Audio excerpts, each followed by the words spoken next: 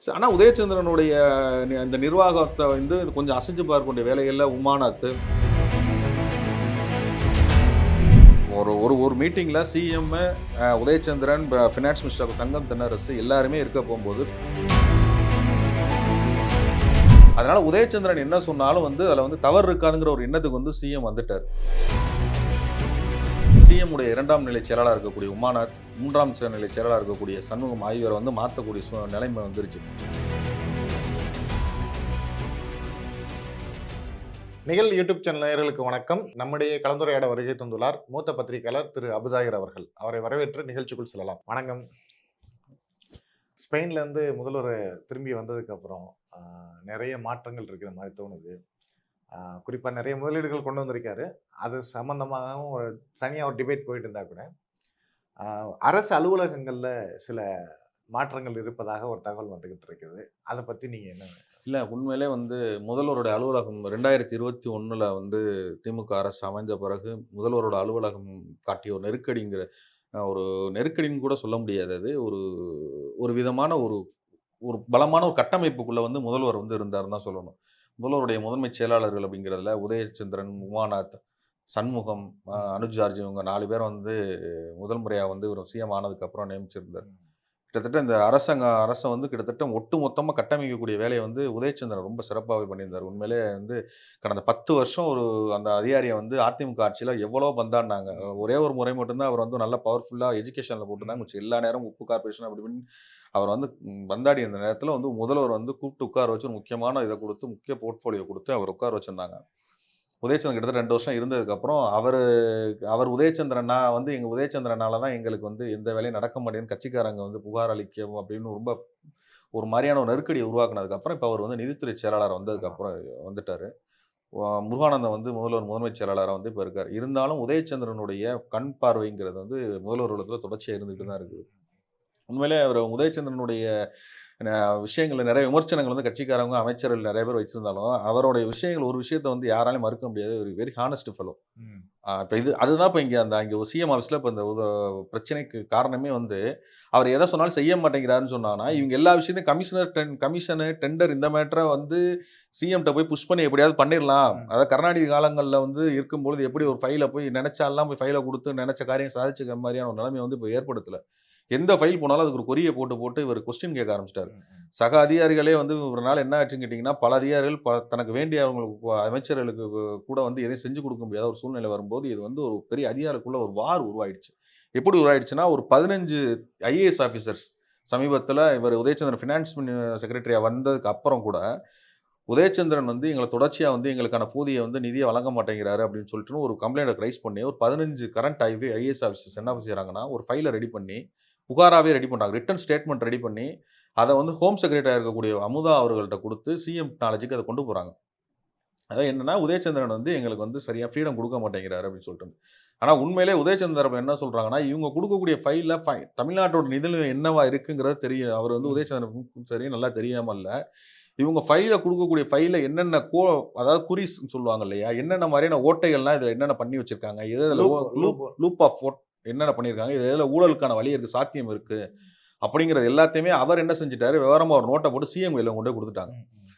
ஒரு ஒரு ஒரு மீட்டிங்ல CM, Udhayachandran, finance minister Thangam Thennarasu எல்லாருமே இருக்க போம்போது, ஃபினான்ஸ் மினிஸ்டர் தங்கம் தென்னரசு ஒரு 12 விதமான ஒரு ஃபைல்ஸ் வந்து குடுக்குறாரு. 12 ஆப்ஜெக்ட் உள்ளக்கூடிய ஃபைல்ஸ் அது. 12ல வந்து 8 ஃபைல வந்து உடனடியா சிஎம் வச்சுக்கிட்டே வந்து ஓகே சொல்லிறாரு உதயச்சந்திரன். 4 ஃபைல ஓகே சொல்றாரு. 4 ஃபைலுக்குமான ரீசனையும் அப்பயே சொல்லிறாரு ம். சிஎம்ட்ட. ம். ஸோ இவங்க உதயச்சந்திரனோட இந்த டிரான்ஸ்பரன்சி தான் வந்து சிஎம்ட்ட வந்து ரொம்ப எடுக்க ஆரம்பிச்சுருச்சு. ம். அதனால உதயச்சந்திரன் என்ன சொன்னாலும் வந்து அதுல வந்து தவறு இருக்காதுங்கிற ஒரு எண்ணத்துக்கு வந்து சிஎம் வந்துட்டாரு. இப்ப என்ன ஆயிடுச்சுன்னு கேட்டீங்கன்னா, ஒரு ஒரு சூழ்நிலையில வந்து இப்ப உதயச்சந்திரன் வந்து ஃபினான்ஸ் செக்ரட்டரி வந்ததுக்கு அப்புறம், சிஎம் ஆஃபீஸ் கிட்டத்தட்ட கண்ட்ரோல் எல்லாம் உமாநாத் கிட்ட ஓரளவுக்கு இன்னும் கண்ட்ரோல் கொண்டு போக ஆரம்பிச்சுட்டாங்க. இப்ப ஸ்பெயின் போயிட்டு வந்த அப்புறம், சில நியமனங்கள் வந்து அதிகாரிகள் நியமனங்கள் சமீபத்தில நடந்த நியமனங்கள்ல சில குழப்படிகள் வந்துருச்சு அப்படின்னு சொல்லிட்டுன்னு, இப்ப அது ஒரு புகார் வந்து சிஎம் ஆஃபீஸ்ல கிளம்பிருச்சு. ம். இப்ப என்ன ஆயிடுச்சுன்னு கேட்டீங்கன்னா, சிஎம் உடைய 2ஆம் நிலை செயலாளரா இருக்கக்கூடிய உமாநாத், 3ஆம் நிலை செயலாளரா இருக்கக்கூடிய சண்முகம் ஆகியோர வந்து மாத்தக்கூடிய நிலைமை வந்துருச்சு. ம். ஏன்னா எலக்ஷன் வேற வருது. அவங்க டெர்ம்ஸ் 3 வருஷம் ஆயிடுச்சு. இப்ப உமாநாத்தோட இடத்துக்கு வந்து முன்னால இருக்கக்கூடிய அறநிலைத்துறை ஆணையரா இருந்த குமரகுருபரன வந்து கொண்டு ம். வரதுக்கான ம். ஒரு ஒரு வேலை நடந்துகிட்டு இருக்கு. அதே மாரி சிஎம் 3ல வந்து சண்முகம் இருக்கக்கூடிய இடத்த வந்து சமயமூர்த்தி இன்னைக்கு வந்து வீட்டு வசதித்துறையுடைய செயலாளரா இருக்கக்கூடிய சமயமூர்த்திய கொண்டு வந்துட்டு, ஒரு ஒரு ப்ரொபோசல் வந்து ஒரு ஒரு ஐடியா வந்து சிஎம் வட்டாரங்கள்ல உலவிக்கிட்டு இருக்கு. உமாநாத் தனக்கு வந்து வேலோட டிபார்ட்மெண்ட்டான ஹைவே வந்து நான் வந்து பார்த்துக்கிறேன் அப்படின்னு அவரே சில சிஎம்ட்டே வெல்லிங்கா சொல்லியிருக்காரு. ஆனா இது எல்லா சேஞ்சஸ் நடந்தாலும், இப்பயும் ஒரு விஷயத்த நீங்க புரிஞ்சுக்கணும். பிஹைண்ட் ஸ்கிரீன்ல வந்து உதயச்சந்திரனோட நாலேட்ஜ் இல்லாம எதுவுமே நடக்காது. எதுவுமே நடக்காது. இதுதான் வந்து சிஎம் ஆஃபீஸரோட என்டையர் திங்ஸோட ஆஃபீசர்ஸ் ஏ டூ இசட் ஒரு ஐஏஎஸ் ஆஃபீசர் ஹையர் லெவல்லேருந்து லோ லெவல் வரையும் உதயச்சந்திரன் நாட்ட வந்து ஒரு சிஎம் கன்சல்ட் பண்ணாம எதையும் பண்ண மாட்டேங்கிறார். ஏன்னா உதயச்சந்திரன் மேல சிஎம் இருக்கக்கூடிய நம்பிக்கை. அந்த நம்பிக்கை உதயச்சந்திரன் வந்து அந்த அளவுக்கு என்ன அளவுக்கு நம்ம நம்பிக்கைக்கு பாத்திரமா இருக்கணுமோ, அந்த அளவுக்கு உதயச்சந்திரனோட செயல்பாடுகள் வந்து ரொம்ப ஓப்பனாவே டிரான்ஸ்பரண்டாவே பண்ணிடுறாரு. ம், ம். ஆனா அவர் செஞ்சு குடுக்கல, பண்ண மாட்டேங்கிறார் அடமன்ட் அப்படிங்கிற ஒரு விஷயம் வரைக்கும் வந்து அவரோட நேர்மை வந்து உதயச்சந்திரன் மேல இருக்க நேர்மை வந்து சிஎம் யாருமே வந்து அத குறை சொல்லவே முடியாது. கேள்வி கேட்க முடியாது. கேள்வி கேட்க முடியாது. ஆனா உதயச்சந்திரனுடைய இந்த நிர்வாகத்த வந்து கொஞ்சம் அசைச்சு பார்க்கக்கூடிய வேலைகள்ல உமாநாத், ம். சிஎம் உடைய தனிச் செயலாளரா இருக்கிற தினேஷ் உள்ளிட்டவங்க சில பேர் அது ஒரு தனி லாபி அவங்க. உமாநாத், தினேஷ் இவங்கலாம் சேர்ந்து ஒரு தனி செட்டப் இவங்க ஒரு தனியா ஒரு டீம் வச்சிருக்காங்க. அவங்க சில விஷயங்கள வந்து புஷ் பண்ணி உதயச்சந்திரன்ட்ட பண்ண முடியுமான்றத முயற்சி பண்றாங்க. இந்த மாதிரியான குழப்பத்துல தான் இப்ப இந்த சிஎம் அலுவலகத்துல இந்த அதிகாரிகள் மாற்றம்ங்கிறது விரைவில நடக்க போகுது இப்ப. அதிகாரி மாற்றம்னு சொன்னோனே எனக்கு ஒரு விஷயம் இது வருது. சமீபத்தில நடந்த காவல்துறை பணியிட மாற்றங்கள்ல வந்து அமுதா ஐஏஎஸ் அவங்க மேல வந்து கடுமையான குற்றச்சாட்டுகள் வந்து இல்ல அது வந்து உண்மையிலே அந்த அம்மா ஒருத்தவங்க நான் உதயச்சந்திரன் நீங்க சொல்லும்போது அமுதாவ சொல்லியாகணும். அமுதா வந்து கிட்டத்தட்ட கருணாநிதி காலத்திலே கருணாநிதிட்டயே அந்த ஆமாமா. அம்மா பயங்கரமா பேசினவங்க. நேரடிக்கு நேரடியா பேசினவங்க. அந்த அம்மா ஹோம் செக்ரட்டரி ஆயிருக்காங்க. டிஜிபி மோஸ்ட்லி வந்து டிஜிபி ஐபிஎஸ் ஆஃபீஸர்ல டிஜிபி ட்ரான்ஸ்ஃபர் போட்டாலும் கன்டென்ட் வந்து ஹோம் செக்ரட்டரி மூலியமா தான் அது வந்து போய் அத ரிலீஸ் பண்ண முடியும். ஐபிஎஸ்ஸ பொறுத்தளவு.